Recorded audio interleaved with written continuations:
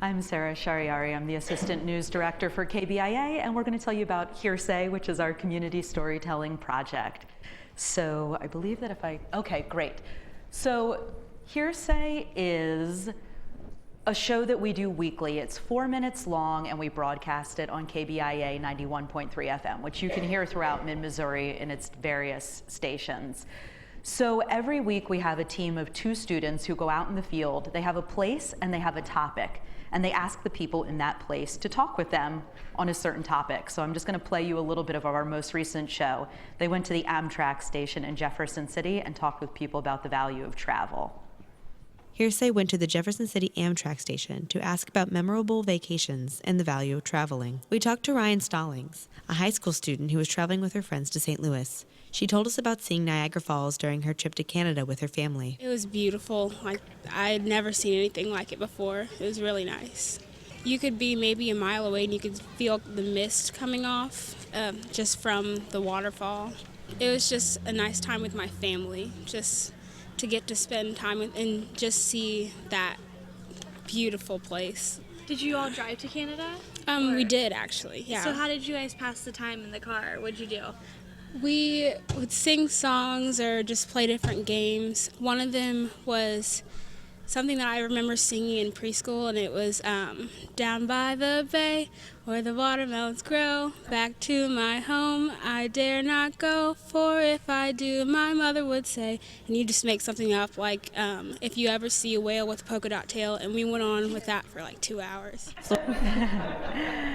So these are the sort of stories that we look for. You know, it's spontaneous storytelling, it's real voices by people who we just come across, and then they say these amazing things. Another thing that makes Hearsay great is our interactive map. So we plot every place we go here, and then if you click on the node, the people we've interviewed at the place will pop up, and then through SoundCloud you can listen to each individual story. So it's a way we really try to expand our presence in the community. So now Hope, who is one of the students, it was all developed by students who developed Hearsay, is going to tell you how that idea came about. Yeah, hi, I'm Hope Kirwan. I graduated here last May, and I helped create Hearsay for my capstone project. And it was an idea that I came up with another student, Abigail Keel, as a way that we really wanted to explore kind of the intersection between location and storytelling and how the two might kind of affect each other. And another big, I guess, goal of the project was really to diversify the voices that are heard on KBIA. A lot of times in reporting, we go to expert sources, people who are professionals, people who have a high level of education typically, experts in their fields. But we really wanted to explore the value of talking to just regular people and what truths are we going to hear from them. And so and we really wanted to explore diversity in age, talking to younger people. I mean, that was a high school student, and we've talked to older people, and the value of going out into the community to talk to people, to meeting them where they're at, and going to different spaces that maybe KBIA doesn't reach as a station. I think that was something that we became more and more aware of, was that KBIA serves serves the community of Columbia and around Columbia, and we really wanted to go out to the community to get a better sense of who are we talking to when we're doing stories on the radio, who are we trying to address. And so how Hearsay works is first you select a location and a theme, and you want to find a location that's public enough that you're going to experience a wide variety of people there for different reasons. Thanks. Perfect. You also need to select a theme, and so we try to choose something universal that anyone might be able to relate to. Something like travel, we've done family, food, things that are going to spark specific memories in people's minds, because we found that was really important. We wanted a specific story that people could relate to. After that, you go out and you collect the stories. You just start asking people, and we found that as we did this more and more, people started recognizing us, and oh yeah, I heard this on the radio, and oh yeah, I know what this is. And the value of of telling someone your story is valuable to us. Your story is worth telling on KBIA, and we want to hear about your life. Then it's produced for radio, as you heard, and also features in our iTunes podcast stream. We wanted to make this available in a lot of different ways. A traditional web story, like you saw, and then we add it to our interactive online map, which is, of course, the most exciting part about this project. And I want to be clear, none of us were big into coding, none of us were techies by any means. But this was created by Abigail Keel, one of the creators of the project, and she worked with Roman Kogelshev, who worked at the Missourian at the time, to create this project. It's a web app so that it lives on KBIA's existing website. We wanted to put it on KBIA's website rather than a separate website because we wanted to make it accessible to the audience that KBIA already has rather than trying to create our own audience. It was made using Leaflet, which is an open source JavaScript library, Google Drive, and SoundCloud, which are free programs available to anyone. And the best part about this project is that no coding is necessary to populate the map, to add new locations and to add new stories to it. So basically what happens is once you collect the story and transcribe it, you upload the audio of that story to SoundCloud, and so it lives online. You then upload a photo to our Google Drive account, and then by putting that information into a simple Excel spreadsheet that's used to populate the map, that then it magically appears. And so for me, for someone who has very little experience in coding, it makes it really accessible. And so once kind of the map was built, it pretty much runs itself. It requires very little training for new students who come into the projects and for people to continue it. And that was something that was really important to us because we found that a lot of the projects that KBIA did, while they were amazing, and really great in the moment, they were hard to continue. They were hard to live on past the original creators. And we wanted to make this as easy as possible for people to continue. So this is the Excel spreadsheet that I was talking about. And like I said, just name the location of the photo on our Google Drive account.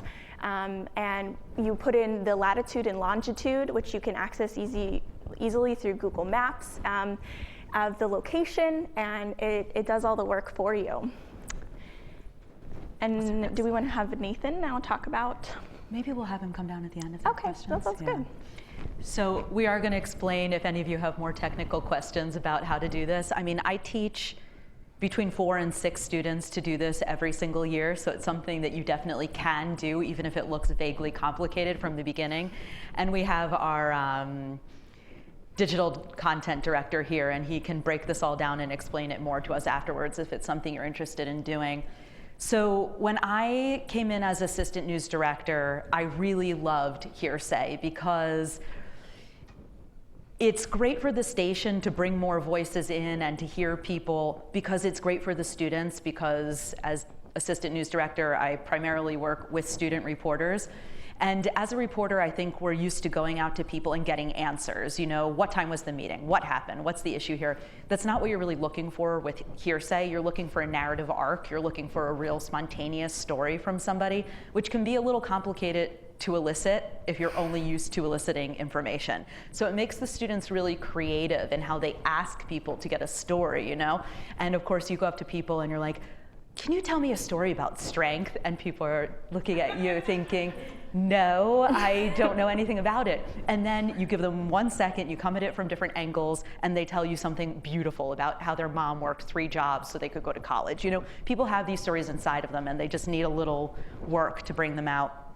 So we structured it. We've got a show producer who hosts and somebody who does social outreach and web. So one person, they go out and collect the audio together, and really you can get the stories for a 4-minute show in one afternoon reporting easily. You go to the place, you talk with enough people, great, you've got your stories.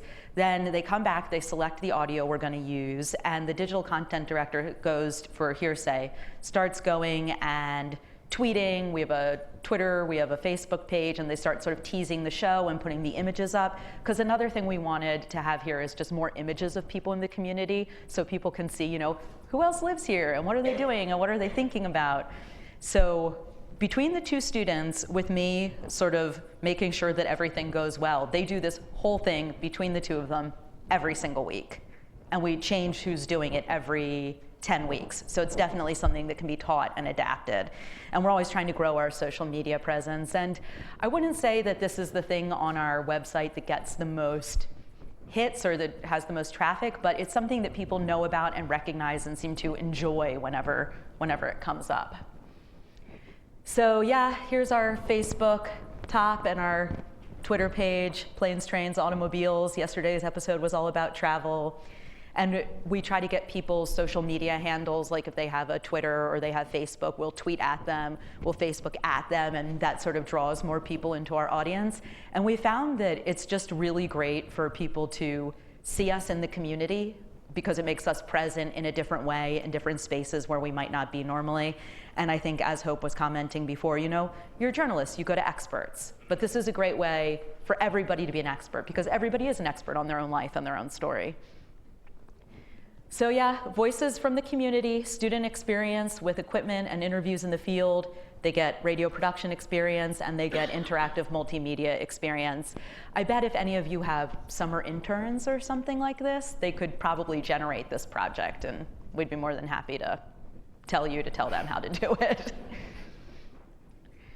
All right, and that's our tagline, your stories told here. So that is Hearsay. And actually, when Hope and Abigail and Roman built this, it wasn't really built to last sort of eternally in terms of the web part of it. So Nathan, do you want to come up and just tell people a little bit about? Yes, you want to. So this is Nathan, our digital content director. Here, we have a mic for you. There you go. Lectern. All right, so when Hearsay was built, it was built with the sort of news app philosophy of, we're going to use this for a story, and we're going to build this out, and we're going to put the data we need into it, and then we'll be using it.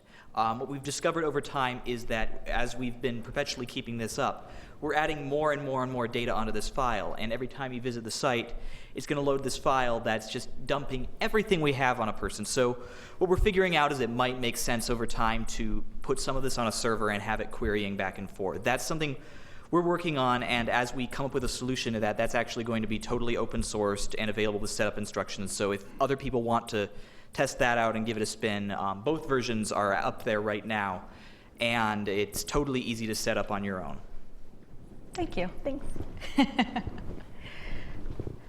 Does anybody have? I'll start with a question. Yeah. When the two-person team goes out, what do they have to carry with them? What kind of technology or equipment is involved? We have our students carry a Marantz. I think we're using the PMD 660. It's a audio recorder that's sort of top of the line with a nice microphone with it, but you don't need a really expensive audio recorder to do this. I mean, you could do it with a $100 model, like especially if you weren't going to broadcast it, especially if it were for the web, because the web doesn't support the really huge files that we use to have that beautiful lifelike audio for radio. So you just want something that can record MP3s. That's what we're using. It's an MP3. It's that easy. So you could go out and do that. And there's a lot of free audio editing software as well that's really not complicated. You dump your audio in there and you cut off the ends, and then you have your MP3 ready to go. Yeah, because I think that's something, you don't have to be an audio producer to produce this kinds of stories that are living on our website, or on the map, that is, just the single story. You really just kind of, cut one end and cut the other end, and hopefully they tell the story in a way that's, from A to B. Of course, you always have people who take those little loops along the way, but there is not a lot of audio experience for at least the story portion. Obviously, there's some that goes into the radio show, but it's very accessible. I mean, nobody here probably runs their own radio station. Yeah. Very few. You could do this with an iPhone and a $150 external mic. Absolutely. You could do it Absolutely. without the external You could do mic. it with an iPhone. Yeah, you could. hold it underneath their the voice memo app. So it's very low tech. You could do it as low tech or high tech as you want. So, to produce these audio stories, how many hours do you think it takes, and how many people are involved? Well, we have our team of 2 students and me, and I would say we sit down, we decide what the topic is going to be and where they're going to go. That can take 15 minutes, you do it in an editorial meeting. Then they go out, and depending how populated the place is and how bold the reporter is, they can be done in 2 hours. Come back, take your audio, edit it down, upload it. I mean, what do you think? It would be, if you did it really quickly and efficiently, it could be like 5 hours a week for the whole thing? Yeah, easily. Yeah, I think something like that. I think it really just depends on how fancy you want to get with it. Mm-hmm. I mean, honestly, if you really are just cutting from A to B for a story, that requires very little time. And if you're doing very minimal cleaning. We have students, so we have people power. I know when we were talking earlier about covering or reaching audiences that aren't your audience, I was wondering if that map helps you at all, in that when you see the dots and there's empty places, you say, oh, we need to send somebody there. And it's a way to grow your audience. It could be at the ball field, it could be at a church dinner or whatever, but people want to see themselves reflected in your paper or on your website. Yeah? Yeah, can I jump in? Yep. I know I have an hour wait before I get yelled at enough time. So I love this project. I've always loved this project. As some of you are thinking a lot about growing your social audience, when we talk about reaching people where they are, you can't just set it up and hope people find you. And so projects like this that are heavy on, I was going to say faces, voices, heavy on individual people's story, if you're featured in this, you're going to share it. So projects like this are a wonderful way to grow your audience and show kind of behave like a human being in your community and help make connections in your community, because it's not controversial. It's not tied to news. Oh, I never did tell you that story. I'll do that later. It's not tied to news. It's just people aren't thinking necessarily like, oh, I should care about the news and share this thing. They're like, hey, that's my sister. That's my neighbor.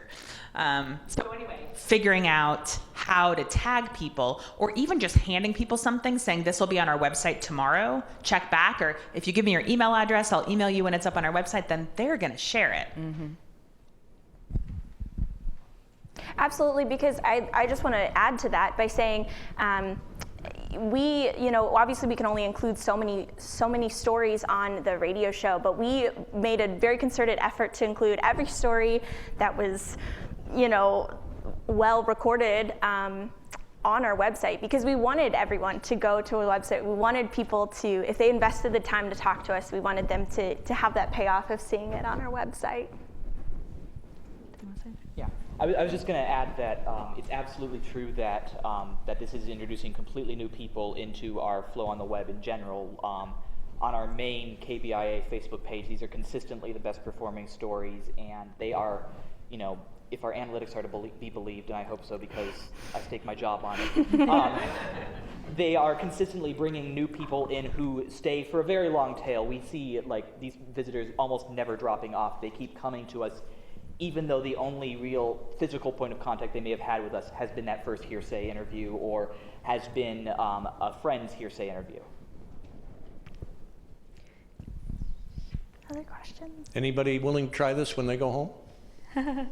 Yeah. And I know that I speak. Specific technical question you said. I also love this idea. This is tremendous. And for those of you who've been in the business a long time, this is kind of like the old man on the street interviews that we used to do in print all the time, only so much better, because you get to hear them and see them, and it's really, really good. But I don't have any students in my paper, and I don't have anybody who knows how to go out there and get it. I don't know what is or where it is, and I don't know it. So I need some technical support to say, I would love to have that. The videos I can make, How do I get them onto my map? How do I get a map? That's what I need help with, and then get all of that onto my website. So how can I get that? We have specific directions that we can make available to the conference. That would be wonderful. So that you can access them. And I know that, like I said, I don't have a lot of coding experience, but I know that Abigail Keel, the creator of the project, I'm sure would love to talk to anyone who's interested in starting a similar project. She was very hands-on in creating that portion of it, and I would also be very available to talk to anyone.